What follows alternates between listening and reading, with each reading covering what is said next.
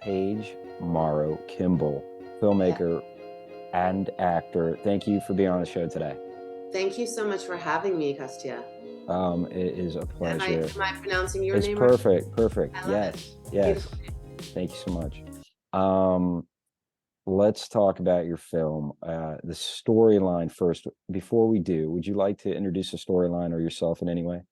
Yeah. Well, I will talk a little bit about myself and my background, That'd be as it great. does inform sort of how I came upon the making of Powers, and I think that is part of the story and part of what I try to tell people to maybe help them find stories that they have in their hearts. I was raised in New York. I always knew I was a filmmaker. My dad was a DJ, but his love was making films, so he worked the night shift. I never got to see him except on Saturdays when he was home and sorry, Sundays. And Sundays was the day we'd make films together. So to me, making films meant more time with my dad. And so I had a really early love for it. I came up through sports documentary. I worked for a guy who did the Olympics named Bud Greenspan. He was awesome, traveled the world in New York, living in New York then. And then I moved out to California and started on different, daytime shows, and then eventually reality shows. I worked for Oprah Winfrey. I worked on the first Project Greenlight series, and really just built into a very much non-scripted career first. Then I stopped for a bit when I had my kids because I it was just so many hours, and so I took a break. Came back after a few years of raising them into acting to try being in front of the camera, and then subsequently started creating content to just create roles for myself and opportunity. And that sort of just caught on, so my films that were narrative films at this point got the attention of people, companies like Sesame Street, because I did like this magical realism piece and they saw it, hired me, and 15 films later for Sesame Street and HBO. The independent films that run into the bigger show is what my bread and butter has been and how I started my company. All through that, I've just been a really independent filmmaker. And I've made several shorts, web series, some high profile ones. And my new film called Powers, which is on the festival circuit now, was really born out of the pandemic. Um, I was at home with two teenage girls, and they were just, these kids. I feel like they had it the hardest. The people, the teenagers and the young 20s, because they're just launching, right? So for me, in order to stay sane, I started taking these walks in my neighborhood in Los Angeles and looking for any signs of positivity, anything I could find. People would hang signs. I don't know about where you live, but here you'd see signs everywhere. You're nodding, so I'm imagining they did, right? So you see like hang in there, we're gonna be okay, we're in this together. And I started photographing them and putting them on my Instagram. And one day I saw junk art, whimsical colored characters, like repurposed trash, high up in the telephone poles on this one street near my house called Palms Boulevard. And they had these messages on them. And they said things like laugh often, be love, big hugs. And I thought, these are so beautiful. And I felt instantly better by looking at them. I went home and researched and to see who the artist was because they weren't signed. And I could not find anything online, except I did find in some of the neighborhood groups that other people had the same question. Who is this artist? One day on one of my walks, I would take different routes every day. And I came across this house with one of these little sculptures in the front yard, just one. And this woman in her 60s walked out at that moment with her trash. She looked like a mad scientist. She had like these goggles around her neck and a leather vest, and she was carrying a bunch of trash, like junk. And I said, "Excuse me, are you the artist who makes the sculptures and the telephone poles?" And she said, "Why, yes, but don't tell anybody." And I thought, "Who are you? And what is your story?" And I started following her around with an iPhone for a year and a half and started discovering that she hangs up these sculptures in the telephone poles simply to spread joy. She does it anonymously, like a bit of a Banksy. And she dresses up like a man, like a male utility worker in disguise to go put them in the telephone poles so nobody knows who she is. And as I started following her, her backstory started coming out. What drove her to do this? And it was so moving and inspiring. I thought, okay, this is a film. And what has followed is Powers, named after her. She's Lori Powers, the artist. Um, and it's about that it's never too late to do what you love. She didn't start becoming an artist until her 50s, and now she's in her 60s and she's getting really good now. She's put in her 10,000 hours. And that um, you can turn a dark past around into spreading light. And those two things are the message of the film. It's been on the circuit for a year. It's got 9 awards. An iPhone, Kostya, an iPhone. And Wow, it's played at 24 fests, so I'm very proud of that. So it that's wasn't even great. supposed to be a film. Yeah, It seems like, well, thank you for that backstory. I mean, it that seems was like you, long. it seems Sorry like about. it's all right. Don't worry about it. I've been around See, a while. it seems, the fact you've got a fascinating background experience, and so does Lori Powers, and Yeah. it seems like you've got a lot in common. Mm, And the first question of Play It Forward is, you know, you definitely explain the practical side of how you got into making this film and the mhm, search and mm, sort of the quest for inspiration during a dark time. yeah. And I think, if we could go and see if we can mine any content even deeper than that, what is it inside of you that you think was the kernel, the seed Mm, for seeking out that inspiration, as well as potentially that same kind of resonance that said, okay, I'm going to make this into creative product? What mm. was that either yearning or exploration, that just germinal essential thing? That's a great question. I think when we really truly are in the moment and follow our feet, things just come, right? When you allow, right? When you're grounded. And I think that is one thing that the pandemic, that was one of the gifts from my experience, is that it grounded me in a way because I just had to be in that one day at a time, right? Because we didn't know what was coming. And I think by her coming out of that moment, it felt like kismet. It opened me up creatively. And I think I just allowed it. I didn't know I was making a film. I didn't say, oh my gosh, this is a fascinating person. I'm going to make a film. I just thought, what a cool lady. What an interesting, inspirational, kind person. And so I said, I'm going to make her a segment. I'm a filmmaker. I'm experienced. I've been doing this a long time. And she's new. She's so cool. I'm going to give her a gift. I'm going to make her a 5-minute film. And I think it came from that gift mentality, you know, that I started just like, let's just see what happens. It was really like that. Like when you're an artist and let's say you're a painter, you're looking at an empty canvas. Do you go, okay, this is what I'm going to draw today? No, not really. Maybe you have an idea, but you kind of move from inspiration from what you're feeling and thinking in that moment. And I think that's what led me to Powers and to Lori. I just really followed my feet.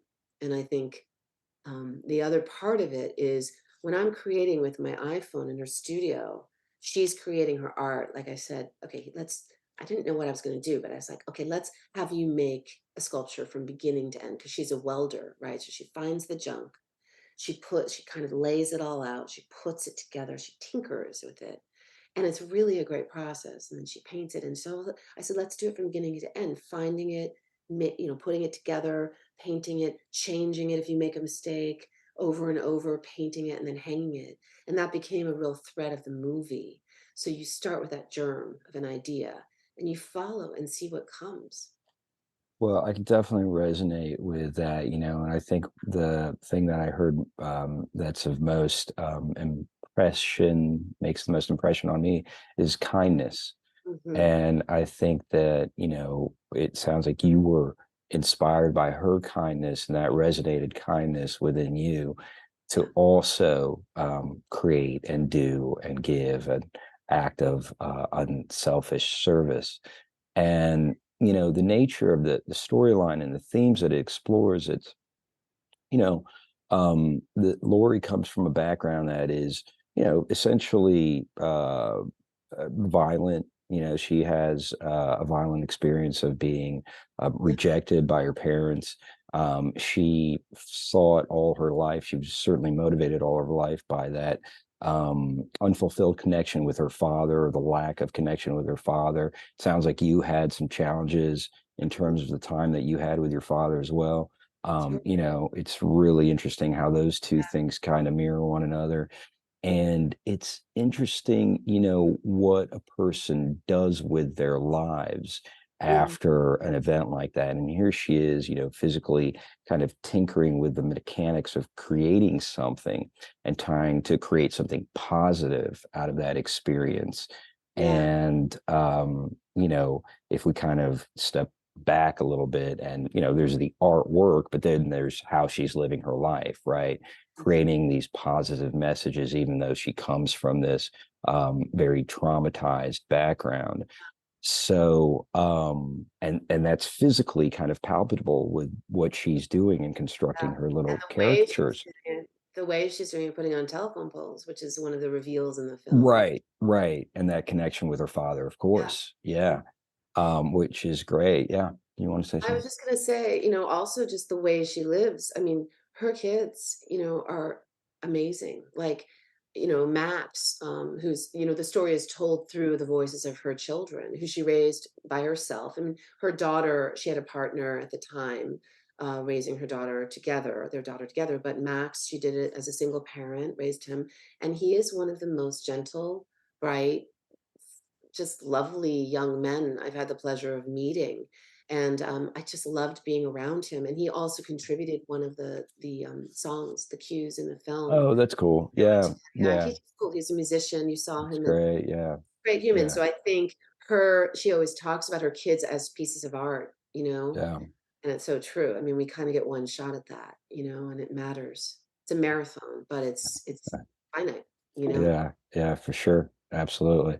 I have a 3-year-old, so I know, You're at the beginning of the journey. I'm at this still It's swimming long and here. short at the same time. Yeah, yeah, that's what I understand. Feels Yeah. it. You know, the second question to playing forward really is, now as a viewer, you know, Mhm, no longer the creator of the movie, but now as a viewer, what do you feel the movie is saying to mm. you? Go for it. Don't be afraid. Don't wait for the yes. Don't ask permission. Be scrappy. Find your way through your heart. Because I mean, like, I'll just tell you, I went to a Hollywood event last night. I won't say which studio, but it was so Hollywood.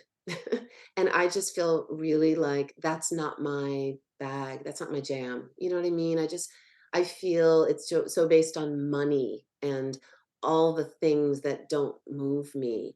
And I think you have to listen to that. Some people are great in that world. Some people can thrive in it and be creative, but for me, watching that film, I just feel this sense of pride because it started out, completely self-financed, right? It's a gift to the world. I'm just gonna basically talk to the higher power, whatever that is to you, my higher self, and say, how can I use these talents? How can I serve? Right. And then I give that as a gift to the world. And I've gotten so much back. So when I watch that film, it's almost like a child, right? It's almost like one of your babies. You raise them, you do all this, and you get so much back, even though it's the ultimate sacrifice, right? But if you do a good job, there is nothing better because you see them go off and thrive, you know? And that's like independent filmmaking. You just put your heart and soul into it, and there's no real payoff, certainly not financial.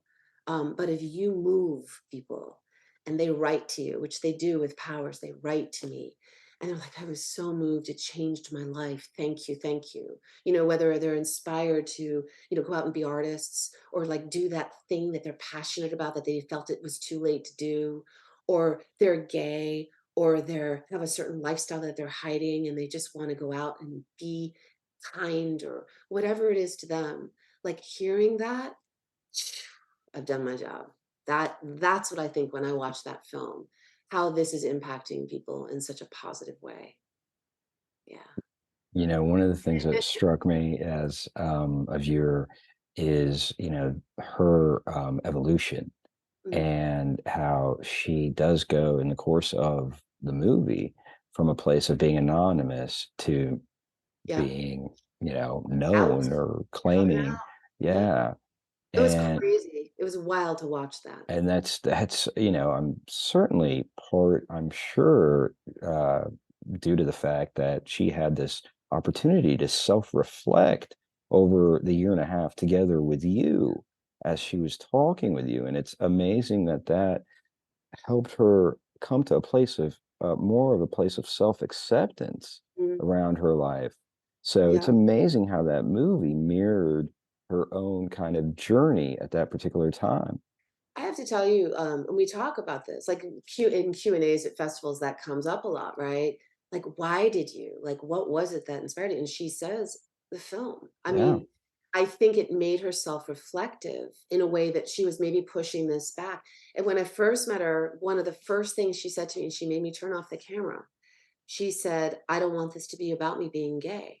And I said, "I didn't even know you were gay, and it's not what this film is about. This is about you as an artist. And by the way, great, I'm happy. I don't, it doesn't phase me at all. I mean, I'm supportive and proud of you." And so once she started coming out as an artist, I think she realized that she also needed to come out as a gay woman and own that and be proud of it and not hide it because her kids are proud of it. You see in the film.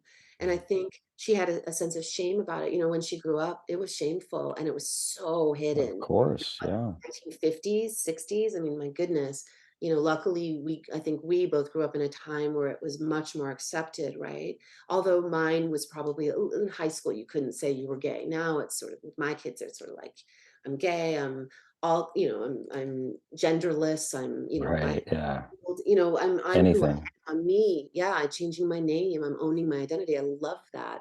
Um, but for her, what started happening is physically we'd be out shooting there with my iPhone, and my little camera and headphones, and she'd be taking me on a tour of the poles, the telephone poles, and showing me all the sculptures. And every single time, multiple times on the street, people would stop us. And they'd see the paint on our pants and they'd see us shooting and talking about the characters. And Right. they'd, Yeah. "Excuse me, are you the artist?" And you see it in the film, but that happened. I had so many of those happen. And they were so excited and lit up that I think she started realizing her true impact on the community and to not be afraid that people weren't going to like them or want to take them down, that they really were supportive. There's always a few people who don't like anything and they're negative, and like I always say, don't listen to the haters. But for the most part, people would call her when they saw the telephone company come and wanting to replace the poles. They would protect them Mm, for her. mm, mm, mm. They'd That's leave great. her their trash at her door that she could use. It became like everybody's children in a way. And it was just beautiful to Yeah. watch. It was really, really incredible. And the other Yeah, piece of absolutely. that, if Yeah. I may, is like I felt myself grow as a human, as an Well, artist. Yeah. that's the next question. And last question, play it forward is how have you been changed since making the movie? Yeah. Um, I mean, I feel like again, it was one of those things that, when you give, you get so much in return. When people allow you to give, I mean, when you allow someone to give something to you, right? That's the greatest gift, right? That you're allowing them to give. It's easy to give, but when you allow someone to give something to you, that's an even greater gift. And I think I allowed Lori to give me the gift of telling her story. That really opened me on a personal level. And again, got so much back in return.